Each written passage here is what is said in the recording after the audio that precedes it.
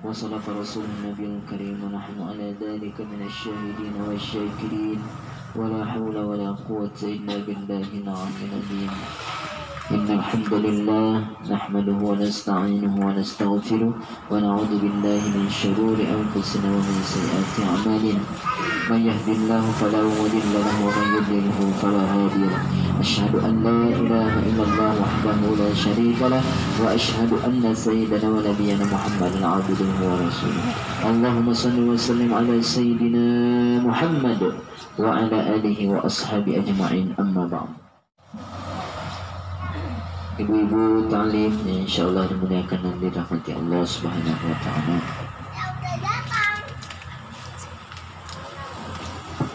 Dari sekian banyak jadwal saya minggu ini, cuma Nuruni saya nggak cancel. Cuma di sini tak cancel. Ya, rata-rata yang lain di cancel semua jadwal saya gara-gara corona. Majelis taklim yang di binaan yang di BMT juga di cancel semua gara-gara corona. Alhamdulillah di sini kita ternyata lebih masih takut kepada Allah ketimbang daripada corona, insyaallah. Ibu-ibu majelis taklim insyaallah dimuliakan dan dirahmati Allah Subhanahu wa taala. Alhamdulillah patut kita bersyukur kepada Allah karena pada kesempatan sore hari ini kita masih bisa berkumpul, masih bisa bertatap muka satu dengan yang lain di majelis yang insyaallah penuh barakah ini, dan mudah-mudahan sahibul bait, sahibul hajat yang insyaallah lebih diberkahi daripada usahanya ini. Amin ya rabbal alamin. Alhamdulillah, ini kita sedikit mengupas-ngupas nih masalah corona kayaknya nih. Ya, terlalu besar pengaruhnya. Berapa tempat-tempat wisata, tempat-tempat yang dikunjungi ditutup, ya. Bahkan di depan rumah lang-lang itu ditutup. Jadi orang jogging itu nggak tahu di kemana. Ya padahal jogging aja. Bahkan tidak sedikit masjid pun sudah banyak yang sepi. Ini kalau nggak salah informasi di Mekah itu ya, cuma 2 masjid yang nggak sepi, Masjidil Haram dengan Masjid Nabawi yang di Madinah. Selain daripada itu tidak boleh ditempati sholat. Jadi dah nih kacau ini. Ini sebenarnya ada 2 yang kita hadapi, bukan hanya virusnya, tapi pengaruhnya yang sangat luar biasa, yang seolah-olah bagaimana berita yang sampai kepada kita ini itu seolah-olah melemahkan kita. Dan bahkan seperti yang saya sampaikan tadi, rasa takut kita seolah-olah jauh lebih kepada virusnya ketimbang kepada yang menciptakan virusnya. Padahal banyak isyarat yang telah disampaikan oleh Nabi, ya, terlebih dahulu melalui hadisnya, bahwa ketika ada satu perkampungan, satu desa, satu negeri yang dilanda wabah, penyakit, atau mungkin bahasa kita sekarang yang canggih virus, maka jangan kamu masuk. Ketika engkau tahu di negeri itu ada penyakit wabah, jangan masuk. Tapi ketika sudah engkau di dalam, kita ini bukan pendatang ya, tapi orang yang memang sudah menetap di Bontang. Ternyata ada berita orang Bontang sudah kena virus corona. Kaget semua, ini tidak ada berita-berita dan sebagainya. Nah, apa langkah kita? Apakah harus kita kabur dari Bontang? Ya, tentu enggak. Apa isyarat yang disampaikan Rasulullah jauh sebelumnya? Bahwa jangan meninggalkan. Kita sudah ada di dalam, jangan tinggalkan, tapi tanamkan satu keyakinan dalam diri kita bahwa tidak akan menimpa mudarat itu, penyakit itu kepada diri saya, melainkan atas izin Allah. Itu keyakinan. Nah, kata Nabi, kapan yang menanamkan dalam dirinya keyakinan seperti ini, maka ketika pun Allah takdirkan dia terkena penyakit itu, maka dia digolongkan mati dalam keadaan syahid. Sebuah kisah, bukan kisah, tapi memang pengalaman yang pernah dialami oleh Sayyidina Umar bin Khattab ketika dengan para rombongan sahabat yang lain ingin berkunjung ke kota Syam, yang dimana pada saat itu Syam lagi ada musibah bencana yang sangat dahsyat, bahkan lebih dahsyat ceritanya daripada corona ini. Apa? Ada wabah penyakit yang bernama taun. Taun ini adalah penyakit yang menimpa seseorang. Kalau corona itu kan nggak nampak ya, karena dari ini virus. Nah, kalau tahun ini dia nampak, Bu. Bahkan kalau kita melihat orang yang sudah kena penyakit tahun, jangankan jarak 1 meter, bahkan jarak 1 kilometer kita sudah tahu dia yang punya penyakit. Kita tidak ingin jauh, kita tidak ingin mendekati dia. Saking ngerinya itu namanya penyakit tahun. Benjol-benjolan yang ada di sekujur tubuh, yang dimana dalam benjolan itu ada gumpalan darah dan nanahnya. Nah, satu negeri Syam bahkan menurut riwayat ada 20.000 korban pada saat itu. Nah, kemudian apa langkah daripada sahabat pada saat itu? Ketika ingin masuk ke kota Syam, maka gubernur Syam pada saat itu mendatangi para rombongan, karena tahu ini rombongan daripada Umar bin Khattab akan masuk ke kota Syam. Beliau mendatangi. Kenapa? Karena beliau memang bersahabat. Siapa dia? Abu Ubaidah. Beliau datangi para rombongan. Apa kata beliau? Jangan masuk ke Syam. Syam saat ini lagi tertimpa bencana, musibah, wabah, penyakit. Kemudian salah satu sahabat mengatakan, tidak apa-apa, biarkan aja. Tidak apa-apa, kita masuk aja ke Syam. Di sisi lain ada sahabat lagi yang mengatakan, jangan masuk ke Syam, dengan dalih hadis yang saya bacakan tadi, bahwa Nabi pernah mengisyaratkan kalau satu kampung, satu daerah, negeri di dalamnya tertimpa musibah, bencana, wabah, penyakit, maka jangan masuk.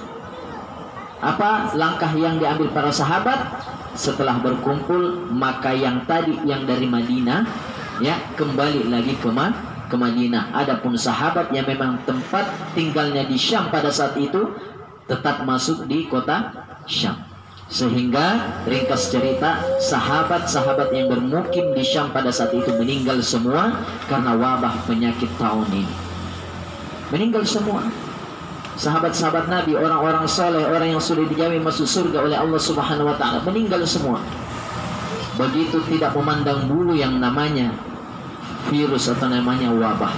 Dia memandang apa dia orang soleh, orang jahat, ya, orang pagosip, orang apa, semua kena. Kalau mau kena itu virus. Nah, maka ibu sekalian muliakan dan dirahmati Allah Subhanahu wa ta'ala, apa langkah yang harus kita lakukan? Yang pertama, ketika Syam pada saat itu Abu Ubaidah meninggal, maka digantikan oleh Amr bin As sebagai pemimpin, sebagai gubernur. Ketika Amr bin As sebagai gubernur, maka ada langkah yang dilakukan oleh beliau. Yang pertama, mengkarantinakan penduduknya. Jadi ada yang disimpan di atas gunung, disebar supaya tidak ada yang berdekatan. Nah, langkah inilah yang saat ini pemerintah ambil. Nah, tidak salah kalau menurut daripada apa yang pernah dilakukan oleh para sahabat ini. Ya, kita ini seolah-olah dikarantinakan selama berapa hari? 14 hari. Kalau sahabat pada saat itu yang mengkarantinakan penduduk Syam selama kurang lebih 3 bulan dikarantinakan. Dan begitu dikarantinakan penduduk, pada saat itu juga mati semua itu penyakit-penyakit wabah. Tidak ada sama sekali, tidak ada satupun orang lagi yang kena wabah tahun itu. Nah, mudah-mudahan insya Allah dengan dikarantinakannya kita saat ini yang dilarang keluar, anak-anak kita tidak sekolah, ya, bahkan beberapa tempat-tempat wisata ya sudah ditutup. Mudah-mudahan insya Allah 14 hari ke depan ini mampu mengusir, menyirnakan semua penyakit atau bibit virus corona ini di kota Bontang insya Allah. Ya, itu. Nah, kemudian langkah yang kedua yang harus kita lakukan tidak lain dan tidak bukan, kita harus melihat apakah bencana ini ujian atau azab bagi kita. Maka bagi orang yang merasa dirinya berdosa, pemimpin yang merasa dirinya bersalah, berdosa, banyak kemaksiatan dan sebagainya, mungkin dia mengira bahwa ini adalah azab. Tapi bagi orang yang baik, dia punya iman, dia melihat bahwa ini adalah ujian dari Allah. Mudah-mudahan dengan wabah ini, virus ini yang sudah menyebar ini, insya Allah ini akan mampu mengangkat derajat kita di sisi Allah. Karena Allah ingin melihat, mengukur sejauh mana batas kesabaran kita, sejauh mana kita mampu melewati ujian ini. Bahkan ditulis di pengumuman, mulai 19 Maret ya, mulai 19 Maret sampai waktu yang tidak ditentukan waktunya, lapangan ini ditutup, tempat wisata ini ditutup.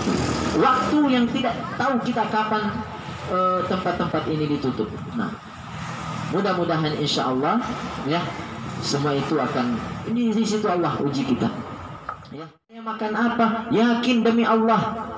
Allah Maha Pengasih, Maha Penyayang kepada kita. Di balik ujian ini kita sabar, insya Allah. Allah sudah tentukan, Allah sudah kadar kita punya rezeki. Begitupun anak-anak kita. Maka jangan cemas. Ya. Kemudian selanjutnya yang mungkin yang terakhir, bahwa kita harus banyak-banyak berdoa. Nah, makanya saya sangat sayangkan sebenarnya yang nggak mesti harus ditutup itu pengajian. Kalau tempat sekolah, tempat umum ditutup, malah saya setuju. Karena kemungkinan di situ ada muda-mudi yang maksiat dan lain sebagainya. Tapi kalau majelis taklim nggak ada yang maksiat, yang ada malah baca surah Yasin, baca doa tolak bala, ya, berzikir bersama, bersilaturahim. Yakin dan percaya dengan wasilah taklim ini, dengan wasilah menuntut ilmu, berzikir ini, majelis taklim ini, insya Allah itu akan menghilangkan, mengusir, bahkan menghapus secara total insya Allah bibit-bibit virus itu. Ya, ini tidak berapa ketua majelis taklim takutlah, inilah RT takutlah, kenapa takut ini? Aduh, sepi bu, iya, sepi. Majelis taklim sepi. Majelis taklim Istiqomah, berapa pengajiannya, berapa binaan di bawah majelis taklim Muslimat Istiqomah itu diberhentikan semua, nggak ada yang ini. Bahkan jadwal saya yang tanggal 25 nanti juga rencananya akan ditiadakan. Di cancel semua, banyak jadwal saya. Ya, yang tuh tanggal 17 kemarin, ya, di majelis taklim El Hazimah, ibu-ibu muda di situ, di cancel semua, takut semua keluar rumah. Di cancel. Ya Allah ya Rasulullah. Justru malah langkah yang harus kita ambil, harusnya kita ini harus banyak berkumpul berdoa. Yakin tidak ada di sini karena virus corona, nggak ada. Kenapa? Dari rumah kita sudah wudu, dari rumah kita sudah cuci muka, kita berangkat ke sini sholat asar dulu, kan seperti itu, nggak ada bibit penyakit yang akan mengikut ke kita. Lepas dari sini nanti kita cuci tangan sebelum masuk rumah, kan seperti itu, ya kan? Ya, sebelum maghrib mungkin ada ibu yang singgah ke masjid atau langsung pergi sholat ambil air wudhu dan lain sebagainya. Nggak ada. Satu keyakinan saja kita tanamkan pada diri kita saat ini, bahwa ketika pun Allah menguji kita, menitipkan bibit penyakit ini, virus ini dalam keluarga kita atau pada diri kita, yakin insya Allah, ya, disitulah Allah akan mengangkat derajat kita. Yang tadinya mungkin kita mati, yang matinya mungkin bisa jadi su'ul khatimah, tapi karena adanya virus ini kita sabar, yang mungkin menimpa kita atau keluarga kita, walaupun kita tetap berlindung kepada Allah semoga tidak menimpa. Tapi kalaupun iya, apa boleh buat? Maka insya Allah yang tadi matinya su'ul khatimah yang ditakdirkan, tapi karena dia sabar, sehingga takdir itu mampu berubah menjadi husnul khatimah. digolongkan orang yang syahid, kata Nabi. Ya, maka jangan cemas ibu-ibu, anak-anak kita nggak sekolah nggak jadi masalah. Ya, tetap didik, bina mereka 14 hari ke depan. Mudah-mudahan di sini lagi ya ibu-ibu yang mau diuji. Betapa banyak ibu-ibu yang curhat di WA. Lihat statusnya, kerjaan di rumah makin menumpuk. Adalah anak saya tambah rewel pokoknya yang tadinya anaknya sekolah, dia sendiri di rumah ngerjain tugas pekerjaan rumahnya karena anaknya tidak sekolah. Akhirnya anaknya tambah bikin jengkel, curhatlah itu dia. Padahal sebenarnya disinilah Allah menguji kita sebagai ibu-ibu yang soleha, ya, yang punya anak, yang punya suami. Allah ingin mengukur kita. Ya, jangan kita boleh takut ke depannya seperti apa nasib kita ini, nasib umat Islam ini. Kita boleh khawatir, ya. Kita tidak boleh mengabaikan kabar-kabar berita dari pemerintah, dari siapa terkait masalah virus ini. Tapi juga jangan lebay, ya. Kita tidak boleh mengabaikan, tapi jangan lebay. Maksud lebaynya apa? Saking takutnya dengan virus corona, ya, sampai semua keluarganya dilarang datang ke rumah. Saya ke rumah, nanti kau kena virus corona, kena juga saya. Ya, jangan terlalu lebay lah, ya. Mudah-mudahan insya Allah kita setelah ini akan berdoa bersama, ya, bermunajat kita kepada Allah. Semoga insya Allah ujian ini cepat berlalu. Amin ya Rabbal